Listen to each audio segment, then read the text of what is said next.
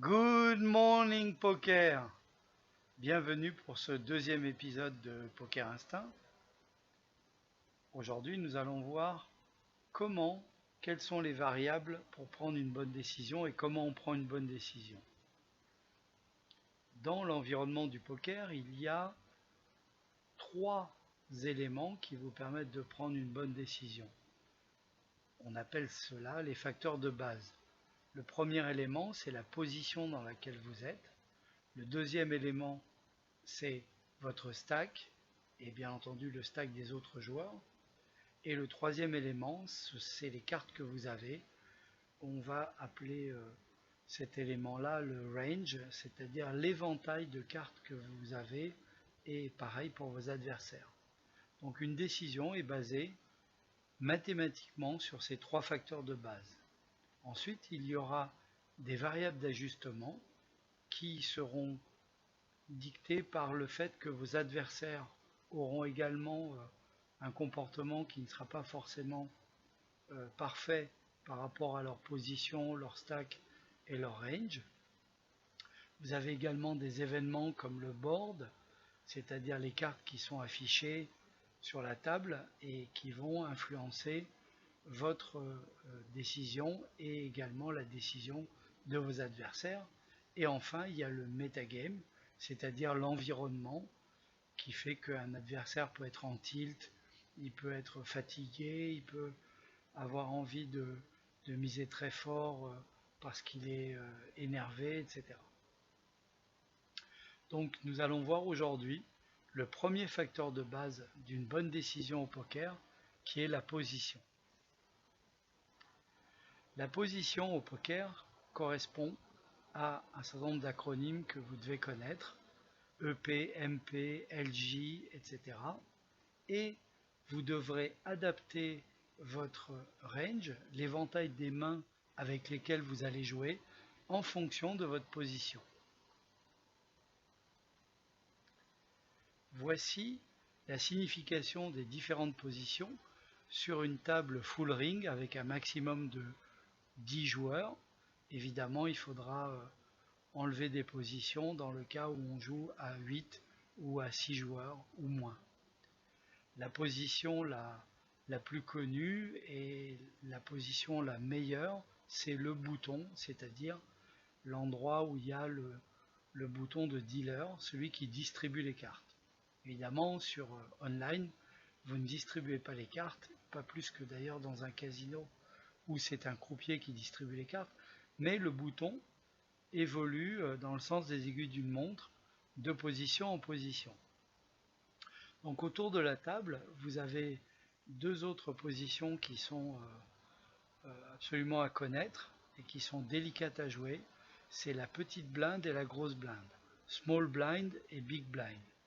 Ce sont des positions où vous êtes obligé de miser le montant d'une grosse blinde qui est fixé en fonction de l'état du tournoi, de l'état d'avancement du tournoi, et d'une petite blinde qui est la moitié de la taille de la grosse blinde.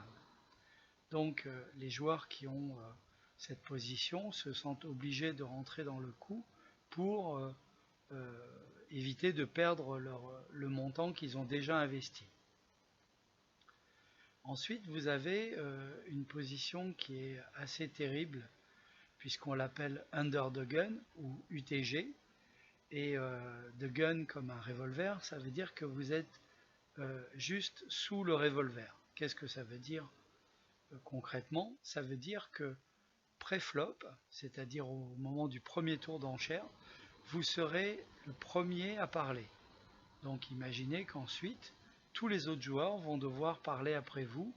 Donc vous devez vous décider si vous allez rentrer dans le coup sans avoir la moindre idée de ce que vont faire les autres joueurs. Plus il y a deux joueurs à parler après vous, plus c'est une position qui est délicate. On a donc une règle fondamentale par rapport à cela, c'est que on va jouer très peu de mains et surtout des mains très fortes. UTG plus 1, c'est la même chose mais décalé de 1, c'est-à-dire que vous aurez juste entendu la décision de la personne qui était à votre droite under the gun.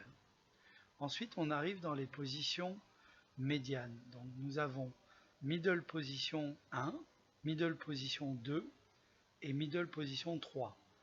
C'est là où on peut enlever une ou deux positions pour les tables de 9 ou de 8 joueurs. On les enlève sur le middle. Quelquefois, la MP3, la middle position numéro 3, est aussi appelée low jack, et tout simplement parce que la position qui est immédiatement à sa gauche s'appelle high jack, autrement dit la position pour essayer de pirater.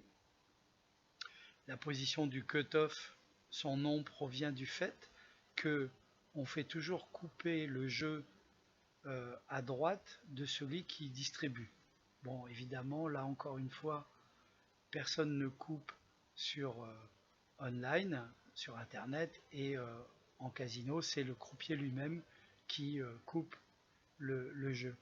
Et c'est pourquoi on coupe un jeu, c'est pour éviter une tricherie par rapport à celui qui distribue, qui se distribuerait comme cela des cartes qu'il aurait préalablement positionnées favorablement pour lui ou pour un compère à table. Donc le cut-off, celui qui coupe le paquet, c'est surtout une mesure pour éviter les triches, mais c'était il y a très longtemps, quand les joueurs distribuent eux-mêmes les cartes. Voilà toutes les positions. Les positions les plus faciles à jouer, c'est évidemment le cut-off et le bouton. Après, un peu moins bien, le high jack et le low jack, puis les middle, et enfin les UTG sont très délicates à jouer pré-flop.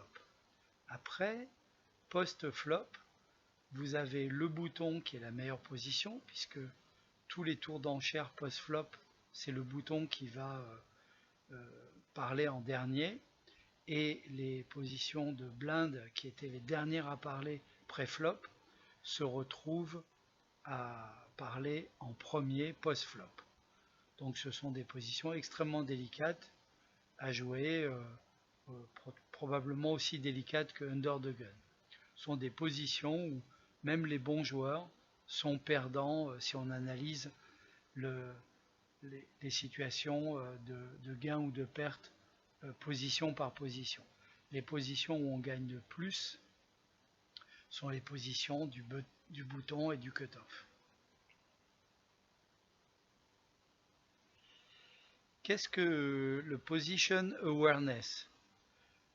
Ça veut dire que vous ne jouez pas pareil en fonction de l'endroit où vous êtes à table.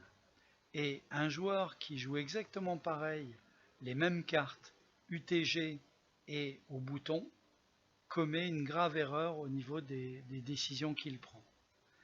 Voici un exemple de tableau de range, d'éventail de mains, et on voit que ce qui est en rouge correspond à des mains qui vont être jouées en early position, c'est-à-dire en début de parole, comme UTG, UTG plus 1, et on voit que ça correspond à peu près à 5% de l'ensemble de toutes les mains qui existent. Ensuite, on a des mains un peu moins bien, les oranges, que l'on va quand même relancer en early position, mais qu'on va probablement pas 3 bêtes si quelqu'un avant nous a relancé. Ensuite, il y a les oranges un peu plus clairs, qui sont les middle positions, puis les late positions, qui sont les jaunes, et enfin le cold call, c'est-à-dire que là, on va vraiment faire une ouverture au bouton, et sinon on va juste payer dans le cas où on est presque en dernier de parole. Ce qui est important ici, c'est que il y a un rapport entre la force de la main et ce qu'elle va pouvoir rendre post-flop. On va regarder dans un prochain épisode les différents types de mains qui existent, et là on voit très bien que les mains qui sont en rouge sont des mains avec un très bon potentiel surtout pré-flop, et ensuite qui seront des mains qui vont bien se comporter post-flop. Et au contraire, les mains qui vont être jaunes ici sur le schéma ou bleues sont des mains spéculatives qui vont peut-être donner quelque chose post-flop, mais que sinon on abandonnera si jamais on n'a pas vraiment bien réussi.